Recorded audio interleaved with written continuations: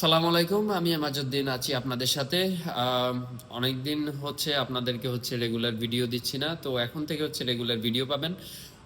Regular video পেতে আমার YouTube চ্যানেলে সাবস্ক্রাইব করে অবশ্যই আমার ইউটিউব চ্যানেলে থাকবেন, কেননা বুঝেনি তো আমার ফেসবুক আইডিটি যে কোনো মুহূর্তে বন্ধ হয়ে যেতে পারে।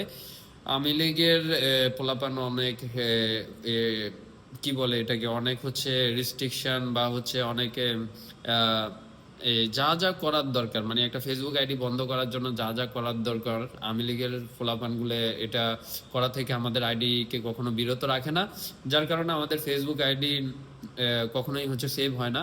বিশেষ করে যারা আমার এলাকাতে থাকে এবং আমার এলাকার বাসিন্দা, তারা ভালো করে জানে অন্ততপক্ষে সেই মোটামুটি শেখ হাসিনার বিপক্ষে আমি বলা শুরু করেছিলাম 2014 সাল থেকে। তো মোটামুটি 14 সাল থেকে এখন 25 সাল পর্যন্ত আমার প্রায় একদম কমে হলো 6-7টা আইডি আমার বাতিল হয়েছে এবং বাতিল করে দেয়া হয়েছে। তো আজকে যে বিষয়টা নিয়ে কথা বলতে এসেছি সেটি যে ইশরাক ভাই মেয়র হতে চাচ্ছে। তো আপনারা অনেকেই ইশরাক ভাইকেও ভালোবাসেন এবং ছাত্র উপদেষ্টাদেরকেও ভালোবাসেন। আমিও ব্যক্তিগতভাবে ইশরাক ভাইকে ভালোবাসি এবং ছাত্র উপদেষ্টাদেরকে ভালোবাসি এবং ছাত্রদের দল থেকে মতিঝিলের প্রতিনিধি হিসেবে আমি আছি, আপনারা অনেকেই জানেন।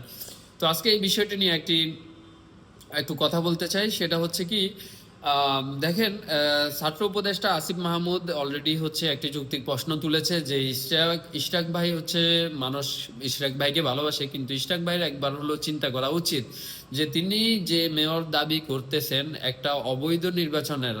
অলরেডি বিএনপি বলতো কি ওনারা আওয়ামী লীগের এই নির্বাচন মানে না, এটি একটি অবৈধ নির্বাচন। তো এরকম একটি অবৈধ নির্বাচনের বৈধ মেয়র দাবি করা আসলে কতটুকু যৌক্তিক, এটা একদম খোলামেলা একটা প্রশ্ন জাতির সামনে রাখতে চাই। এবং অনেকেই আমাদের আসিফ মাহমুদ ভুঁইয়াও প্রশ্ন উঠিয়েছেন, এবং শুধুমাত্র এনসিপির দলের প্রতিনিধি হিসেবে না, আমি একজন ইন্ডিভিজুয়ালি সিটিজেন হিসেবে আমি আপনাদের কাছে প্রশ্ন রাখতে চাই যে যে নির্বাচনকে বিএনপি অবৈধ বলতো, সেই নির্বাচনের নির্বাচিত মেয়র হিসেবে আসলে বৈধতা হওয়ার কোনো সুযোগ রয়েছে কিনা, এবং যদি এই নির্বাচনের বৈধ মেয়র হিসেবে যদি ইশরাক ভাইকে যদি ঘোষণা করা হয়, তাইলে সেই নির্বাচনটা কেন অবৈধ হবে, তারও তো একটা যৌক্তিক কারণ থাকতে হবে। তো এই অবস্থা। তো আমি মনে করি শুধুমাত্র নিজের স্বার্থের দিকে তাকালে হবে না, প্রতিটি ব্যক্তিকে তার রাজনৈতিক স্বার্থের দিকে না তাকিয়ে প্রতিটি ব্যক্তিকে যৌক্তিক যে দেশের যে স্বার্থ, ওই দেশের স্বার্থের দিকে তাকানো উচিত বলে আমি মনে করি।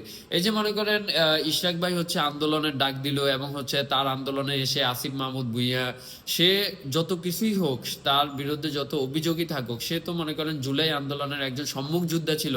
তাইলে আপনার আন্দোলনের মনে করেন যারা আসলো বা যারা অংশগ্রহণ করলো, তারা আসিফ মাহমুদ ভুঁইয়ার ফটোতে এভাবে জুতা পেটা করলো, তার পুস্তলিকা তার বানিয়ে অবয়ব বানিয়ে জুতা পেটা করলো। তাহলে এই যে একটা লোক যে জুলাই আন্দোলন না হলে আজকে আপনাদের কে কোথায় থাকতেন আল্লাহ মাহমুদে জানে, আমরা কোথায় থাকতাম আল্লাহ মাহমুদে জানে। তাহলে এইরকম একটা লোক যে জুলাই আন্দোলনের সম্মুখ যোদ্ধা ছিল, এইরকম একটা লোকের আপনাদের আন্দোলনে অপমান করতেছে, এই অপমান করে কি আপনাদের কি সম্মান বাড়বে? আপনাদের কি সম্মান বাড়বে না কমবে? জনগণের চোখে একটাবার ভেবে দেখেছেন? শুধুমাত্র নিজের রাজনৈতিক স্বার্থ পূরণ করার জন্যই এই আন্দোলনটা ডাক দিলেন, এবং অবৈধ একটা নির্বাচনের বৈধ মেয়র হতে চেয়ে আপনি নিজের মান সম্মান কতটুকু খইয়েছেন আপনার নিজে একবার চিন্তা করে দেখেন।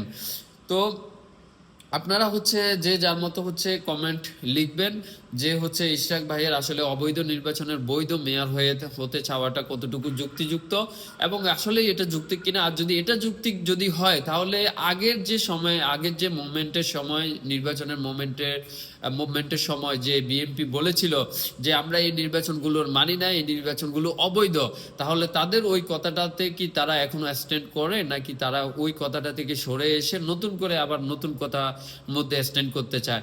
আসলে রাজনৈতিক ক্ষেত্রে আমি মনে করি একটা ন্যাশনাল স্টেটমেন্ট কমিটি হওয়া উচিত, একটা ন্যাশনাল স্টেটমেন্ট মন্ত্রণালয় হওয়া উচিত, যেখানে প্রতিটি রাজনীতিকবিদের স্টেটমেন্ট ডকুমেন্ট আকারে সেভ রাখা উচিত যে তারা আজকে কি বলে, এবং যখনই তারা দ্বিতীয় দিন বা তৃতীয় দিন পরে বা এক মাস পরে তাদের স্টেটমেন্ট চেঞ্জ করবে, এই স্টেটমেন্ট চেঞ্জ করার কারণে যাতে তাদের আগের স্টেটমেন্টের জন্য তাদের বিরুদ্ধে ব্যবস্থা নেওয়া হয়। ধরেন যে বিএনপি বলতো বলতো আওয়ামী লীগের নির্বাচন আমরা মানি না, আওয়ামী লীগের নির্বাচন অবৈধ, সেই বিএনপির থেকে ইশরাক ভাই বলতেছে যে তিনি হচ্ছে মেয়র হতে চায় ওই নির্বাচনের হচ্ছে ক্যান্ডিডেট হিসেবে।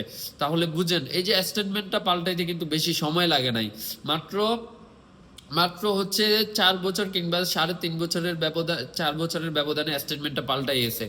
তো এভাবে যদি আমাদের রাজনীতিকবিদদের স্টেটমেন্ট পাল্টাইতে থাকে, তো আমাদের বাংলাদেশি নাগরিক হিসেবে রাজনীতিকবিদদের স্টেটমেন্টের উপরে কোনো ভরসা থাকবে না। এটা আপনারাও জানেন, আমরাও জানি। সুতরাং আমি বলবো যে আমাদের রাজনীতিকবিদদের অন্ততপক্ষে স্টেটমেন্ট পাল্টানোর আগে তার প্রিভিয়াস স্টেটমেন্ট কি ছিল একই বিষয়ের উপর, সেটা একটু বিবেচনা করে দেখা উচিত। সবাই ভালো থাকবেন, আল্লাহ হাফেজ। এবং হচ্ছে রেগুলার ভিডিও পাওয়ার জন্য এখন থেকে আমার ইউটিউব চ্যানেলে সাবস্ক্রাইব করে থাকবেন। আর হচ্ছে আমার ফেসবুক যে পেজটি দেয়া থাকবে কমেন্ট সেকশনে, এবং হচ্ছে এটিকে ফলো দিয়ে রাখবেন। এখন থেকে রেগুলার ভিডিও পাবেন ইনশাআল্লাহ। আসসালামু আলাইকুম।